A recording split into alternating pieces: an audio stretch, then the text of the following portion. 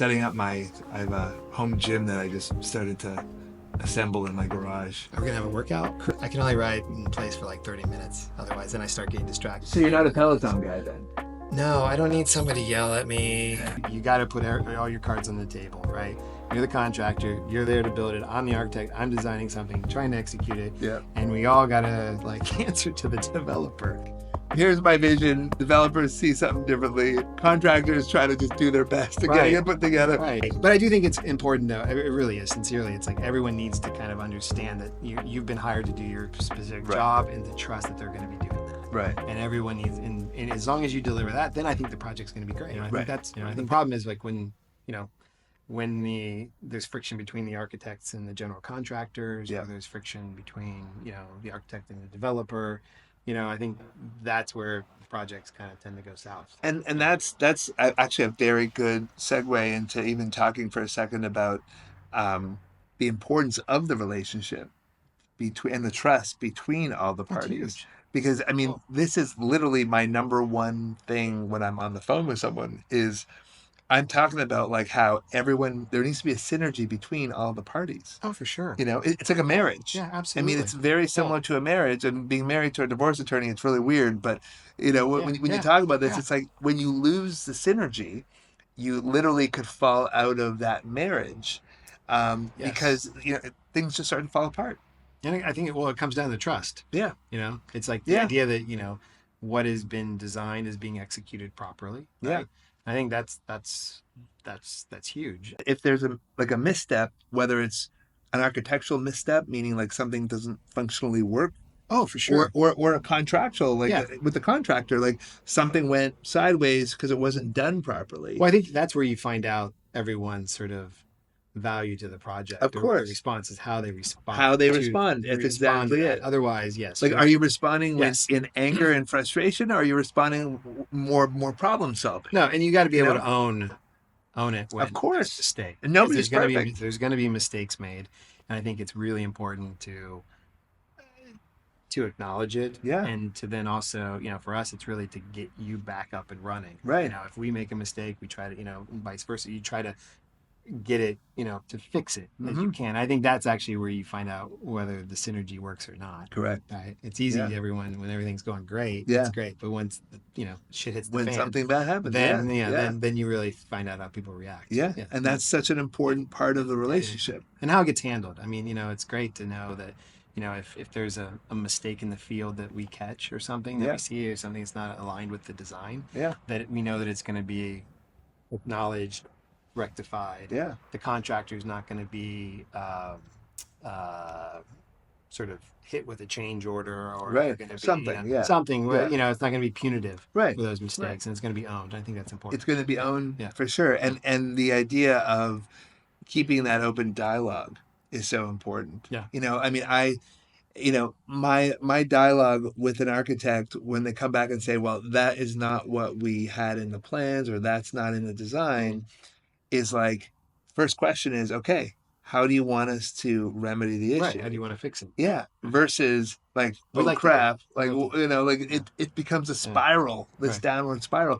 So it's so important to have that relationship with all the parties that are involved. So this actually brings up an interesting thing for me is we could have a whole conversation on like developers who self-perform. One of the things that I think so. There's a lot of developers out there that want to self-perform, right? Because they think they're going to save whatever percentage for the construction cost. But the problem that they don't understand is then they're not being protected in a way, right? You protect them from, one, making the mistakes that they're going to make, especially because they haven't done it. But two, there's like another part of the puzzle, like it's like the relationship, I think. It's like, then it becomes just the developer and the architect. Right? Versus the developer, architect, and the person who's building the project. Right. Because when you're talking about the same person, it's like has the financial stake in the game and is also executing the game. It creates a weird dynamic betwing the two. You remove the layer. You remove the huge layer, right? It's the buffer, or it's the thing that actually makes the project happen. I think that's when it's really important to do that. And also, it's also really important to engage that contractor early on. I think it's critical because the earlier, assuming then you can start to look at it, see where there can be efficiencies had, Yeah. and do that. And a lot of people don't do that, and I think No. that's a huge mistake that I see. Yeah. And then it's like, oh well, we got these drawings, boom, and they Yeah. start passing it around. And they go, oh crap, Yeah.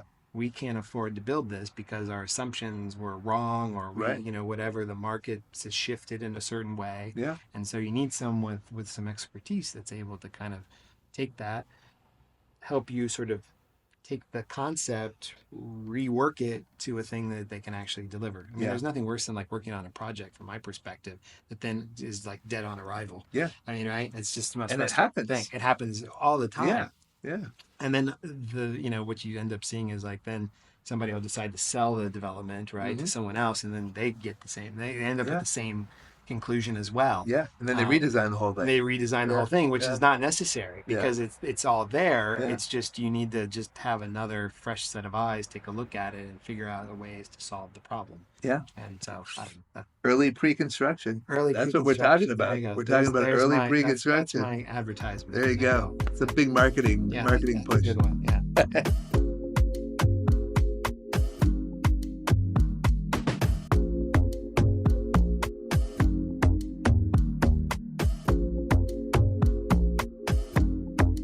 In terms of technologies in a community that you're designing, security, any of the low voltage stuff, access control, Mhm. what is, I mean, looking at where tech is going or where, let's say where it is now and where it's going, what do you think the most important technologies are for a typical multifamily community that you're building?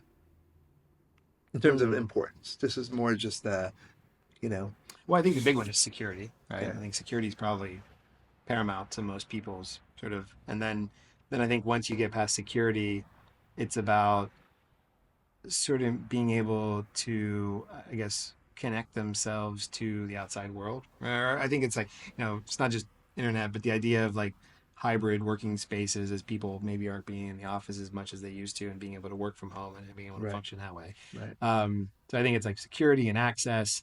I think we talked about it before. It's like EV charging and things like that. Being able to have access to that access at a speed that makes sense for people to actually do that.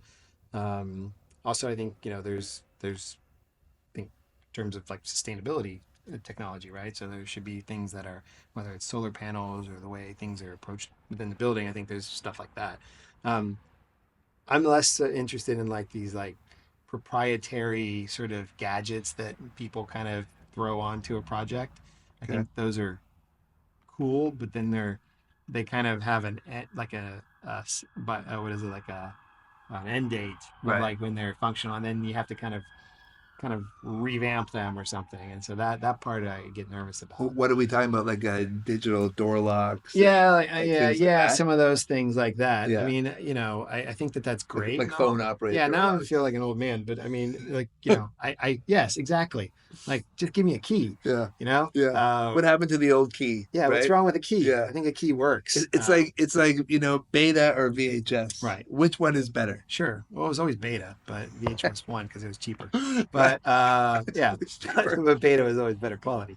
I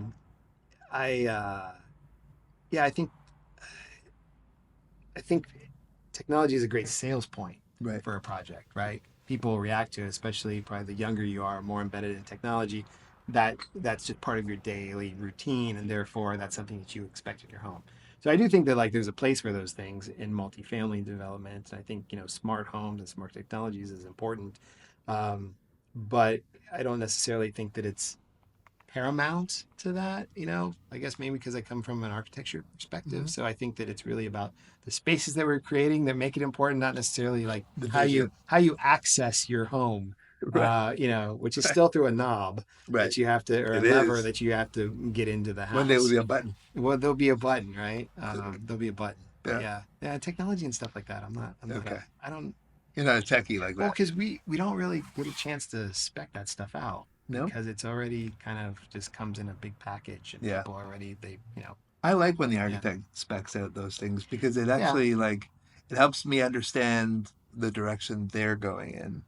right? Like Yeah, if you spec it out and I know that you're focused on this, this, and this, then I know that I can actually go back to my low voltage guys and say, let's give two options. Let's give a sure, more sure, value sure. option like they're asking for, but let's also give a more robust option because maybe they want to emphasize safety and security, for example, Right. later on while we're building. So maybe that's just giving that option Well, there. that's great. So I think that's definitely a better thing for us. I mean, because it's hard for Right. us to stay on top of not only like sort of architectural technology, but then sort of, the infrastructural technology, Right. that. Let So, your great right. contractor, Yeah. another plug, Yeah. provide that. No, it's true. And I think also making sure you have the right consultants in place that Yeah, can do that. Because, yeah, 100%.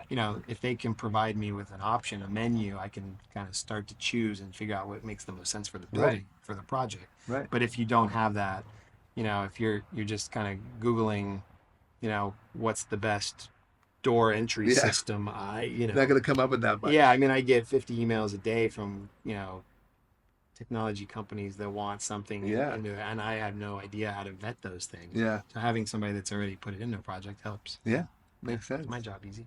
The I guess in a single family realm, it starts to be more fun because they go through all these different. They have like what's it called, the Crestron system, Sure, sure. that type of stuff. But Which even that fluctuates, yeah, right? Because what yeah. was the other one? There was another company that kind of came in that everyone used, and that was the hot Can't new thing. remember. And All I remember was Crestron is Crestron was gone. that one, and Yeah, I don't yeah, can't yeah. remember the other Something, ones. play five or Maybe something. There was another one that was on these higher it's all the tiers. fancy stuff. Yeah, All the right. fancy But even stuff. that, like it goes back and forth. Yeah. Like people are like, oh, I really like that. Oh, that I sucks like my now. blinds to be motorized and Yeah, this yeah, to be, yeah, yeah, all yeah, that stuff. yeah. It's yeah. It's too much sometimes, I guess, right? Especially for Sometimes. multifamily, it's not really necessary I mean, for the most part. it's great. Yeah, And I think it's definitely a value add for developers, yeah, right? I think yeah, people will look at that and think, well, my space may be a little smaller, but yeah. look at all this tech I I have. got some cool I tech. got some cool tech. It's actually a very I'm sure. good point though, because everyone looks at things as being so, you know, straight and narrow. Where, in terms of increasing the lease rates or the leasability of a Mhm, building, mhm. right? So maybe in the future, a part of the shift could be looking at other things to help increase value of the building and of the Sure, leases, sure. like technology or like EV infrastructure, for Oh, example, for sure. things like that, Yeah. versus like the bedroom being 6 inches bigger.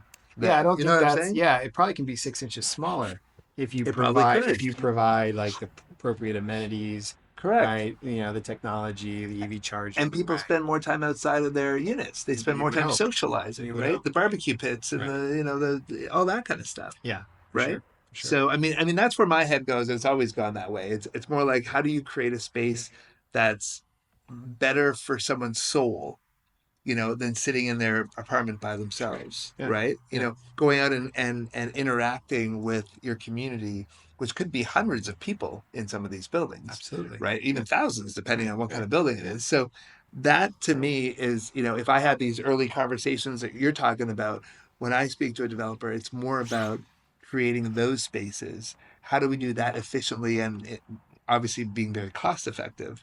How Right. do we do that and integrate great design, great technology, and the ability for someone to like enjoy their life more in the building they're creating. Absolutely. So, Yeah. but it's very difficult to do. So it's kind of a work in progress. I mean, that's Well, what I I think. mean, it goes back to it's like, everyone has a different perspective to kind of add to that, Yeah, right? So it's and like that's we good. we design it, you're building it, Yeah, developers paying paying for it. for it, Yeah, and yeah, and interested in that idea yeah, and doing that. So I think if everyone has those same aspirations, I think it becomes like super important yeah. and makes for a better project for sure. There you go.